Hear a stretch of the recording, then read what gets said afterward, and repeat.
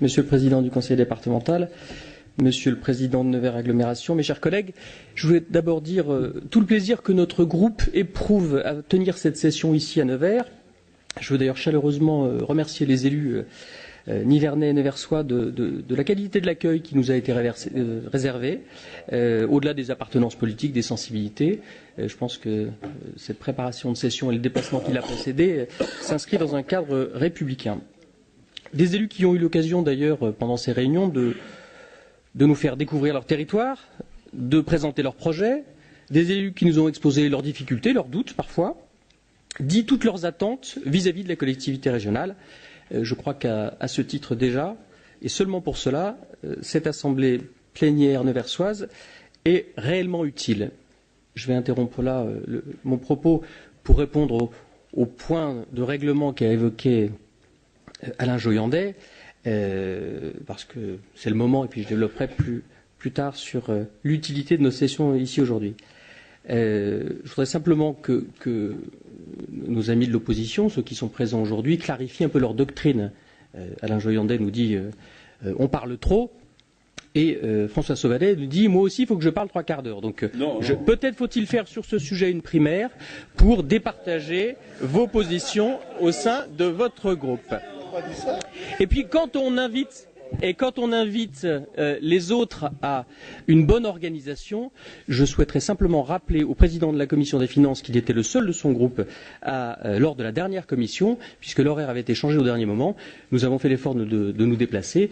On a même eu un courrier de M. Sauvadet nous appelant à plus de rigueur dans la gestion de l'agenda. Donc quand on veut faire des leçons aux autres, il faut être irréprochable soi-même. Alors, sur l'utilité de cette session à Nevers, moi je pense que cette session elle est utile à 3 titres. D'abord parce qu'elle s'inscrit pleinement dans l'esprit de la nouvelle étape de la décentralisation qu'a ouvert la loi NOTRe, en consacrant à la fois la spécialisation des compétences de chaque niveau de collectivité et dans le même temps le dialogue respectueux entre elles. Venir travailler ici à Nevers, pour nous, pour les élus régionaux, c'est assumer cette recherche du meilleur équilibre dans l'action territoriale, au même titre que l'organisation de la conférence territoriale de l'action publique ou que la participation au désormais bien connu CLERCT, commission locale d'évaluation des recettes et charges transférées. La deuxième utilité de cette session territorialisée, c'est de rapprocher davantage encore la région et ses territoires. Les échanges inédits, vous l'avez souligné Madame la Présidente, entre 2 exécutifs que nous avons eus hier soir, celui du Conseil départemental de la Nièvre et celui du Conseil régional, ou plus tard les échanges plus informels que nous avons eus avec Denis Thuriot, prépare et accompagne les accords de transfert de compétences voulus par la loi. Je veux profiter de cette occasion pour souligner, puisque ce sont 2 départements qui ont été cités par François Sauvadet, l'accord unanime qui est intervenu sur le transfert de compétences transport avec le département de la Côte d'Or et avec le département de la Saône-et-Loire. Les échanges de travail entre élus qui ont précédé cette session sont finalement à l'image de nos bien-aimés cafés-débats vis-à-vis de la démocratie purement représentative. Ils l'enrichissent et ils la complètent. Il se sera dit beaucoup de bêtises sur cette session. On a inutilement glosé sur son coût, comme s'il était plus coûteux de déplacer tous les élus régionaux à Nevers qu'à Dijon. Je ne peux pas l'affirmer définitivement, mais j'ai cru comprendre que le prix du billet de Nevers à Dijon était le même que le prix du billet de Dijon à Nevers et que le temps de trajet était le même. Donc, de toute façon, il faut que les élus régionaux se déplacent. C'est de bonne organisation qu'on puisse faire la tournée des territoires. Cette session territorialisée ne sera finalement ni un gadget, comme ça a été dit, ni une dépense inutile.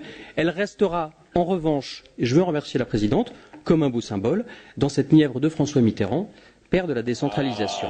Nous y sommes. Enfin, la 3e et dernière utilité de cette session aura été de montrer le vrai visage du Front National. Écoutez-moi, Monsieur Sauvadet, nous allons nous retrouver sur ce sujet. Que n'avons-nous entendu dans la bouche des élus du Front National sur la France des territoires, sur la France des oubliés, sur la France périphérique? La réalité, c'est qu'aujourd'hui, c'est le Front National qui oublie les territoires et leurs habitants, s'il s'en est jamais soucié un jour. Après de longs mois en séance à rechercher l'esclandre, à provoquer des incidents, nous avons droit aujourd'hui au boycott. Les électeurs qui ont voté pour ces élus dans l'espoir qu'ils règlent leurs problèmes quotidiens savent désormais à quoi s'en tenir. Le Front National prend toutes les élections en otage pour sa seule ambition nationale. Il est heureux qu'il montre enfin le mépris dans lequel il tient ses électeurs. Et pour finir d'accabler et Patrice Joly et Denis Turriot, il eût fallu que Nevers s'appelât Ajaccio, parce que vous avez constaté comme moi que quand il s'agit d'aller faire un séminaire à Ajaccio pour les eurodéputés du Front National, il ne manque personne à l'appel et qu'il n'y a pas de question de coût qui se pose. Alors, j'ai longuement parlé des territoires. C'est parce qu'ils sont au cœur de nos débats du jour. Avenant au contrat de plan État-région, soutien au BTP, 30 millions qui sont bienvenus, Monsieur Sauvadet, signature de 3 contrats territoriaux, soutien aux infrastructures numériques, aide aux communes pour l'accueil et l'hébergement des réfugiés.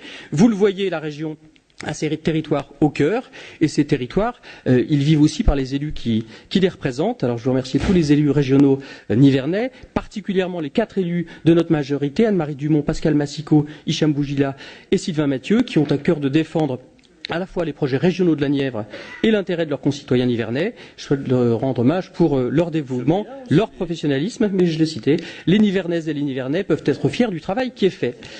Et puis on a eu la chance avec cette session et les échanges qui l'ont présenté de découvrir des projets innovants, nouvelle ruralité à l'Orme autour du numérique. Hier, le Technopole de Magny-Cours, où M. Maillard nous a accueillis, et j'en remercie.